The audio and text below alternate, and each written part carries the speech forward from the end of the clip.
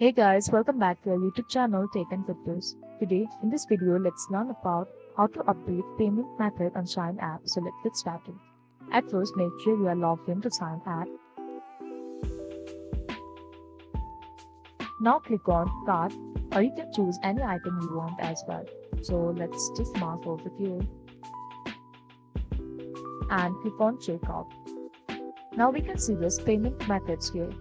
You can choose any and simply click on continue to payment. Let's go for credit card for now and click on place order.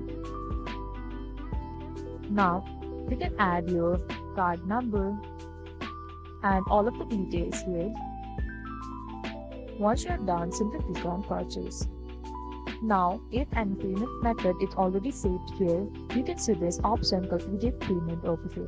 Simply tap on this. Now you can choose different payment method, that is you can update your payment method here. And if you want to do it for PayPal, simply click on this and click on OK. Now the payment method is updated. So this is all we can do to update our payment method and Shein apps. I hope you liked the video. Please do like and subscribe. Thanks for watching.